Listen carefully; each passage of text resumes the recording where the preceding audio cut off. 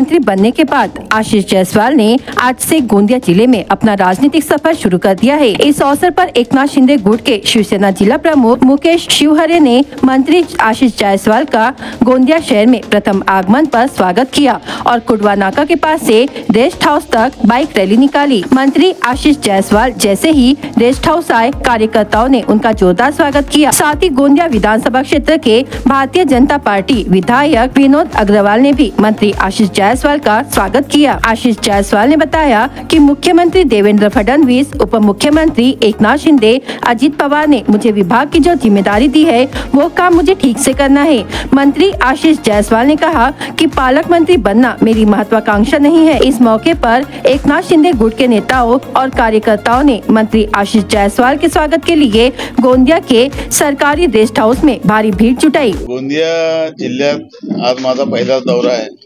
महाराष्ट्राच्या मंत्रिमंडळामध्ये माझं नाव समाविष्ट झाल्यानंतर माझा पहिला दौरा मी गोंदिया जिल्ह्यातच काढलेला आहे। आज भजेपार गावामध्ये मोठं कबड्डीचा कार्यक्रम आहे। त्या ठिकाणी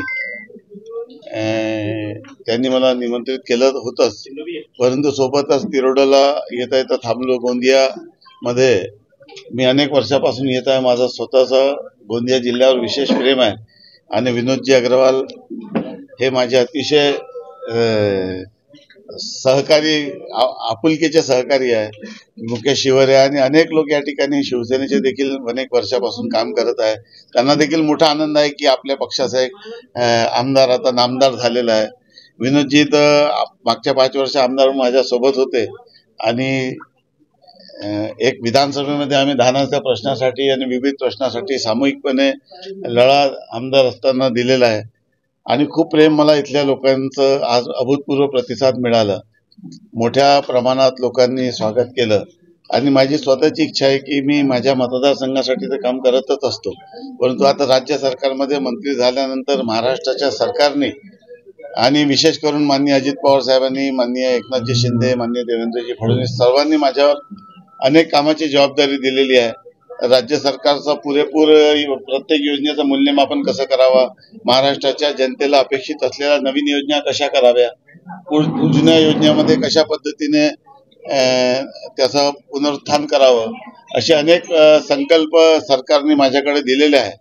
आणि हे सर्व काम करत असताना जेव्हा आपण जिल्ह्यात जातो, प्रत्येक जिल्ह्याची परिस्थिती वेगळी असते, त्या जिल्ह्याच्या गरजा वेगळ्या असतात, त्या जिल्ह्याच्या अडचणी वेगळ्या असतात, त्या जिल्ह्याचे रखडलेले प्रकल्प वेगळे असतात आणि वित्त व नियोजन, कृषी, त्यासोबतच विधी व न्याय आणि मदत व पुनर्वसन, कामगार अशा अनेक विभागाची जबाबदारी माझ्यावर आहे।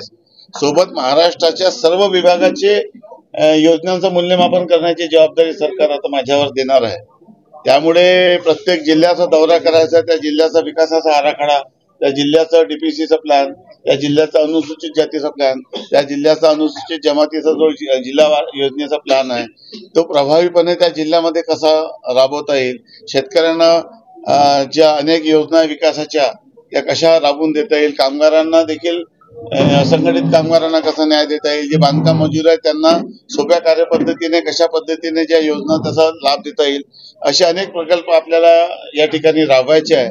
आणि महायुतीचे जेवढे आमदार आपल्या महाराष्ट्रात आहेत त्या सर्व आमदारांना त्यांच्या मतदारसंघात ज्या कारणासाठी लोकांनी महायुतीला मतदान केलेलं आहे तो मतदान दिल्यानंतर त्यांना समाधान वाटलं पाहिजे, अशा पद्धतीची ताकद त्या मतदारसंघाच्या आमदाराला द्यायची आहे।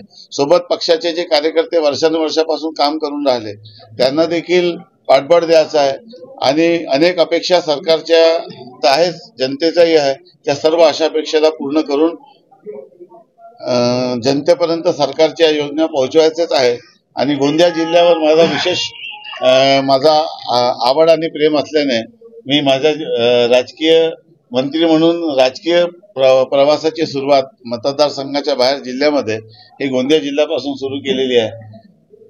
भविष्यात जे काही निर्णय सरकार घेईल तो त्या संदर्भात मला भाष्य करायचं नाही पालकमंत्रीच्या संदर्भामध्ये, पण मी कुठलं मंत्रीपद मला द्यावं हे मी मागितले नाही, कुठल्या जिल्ह्याचा पालकमंत्री करावा असं मी मागणी केली नाही, परंतु जोही जबाबदारी सरकारने दिलेली आहे, म्हणजे सरकारने म्हणण्यापेक्षा माननीय मुख्यमंत्री आणि उपमुख्यमंत्र्यांनी दिलेली आहे, ती जबाबदारी अतिशय प्रामाणिकपणे, चोखपणे आपल्या कर्तव्याचं पालन एक प्रभावी मंत्री म्हणून मला करून दाखवायचा आहे, तो मी करणार आहे.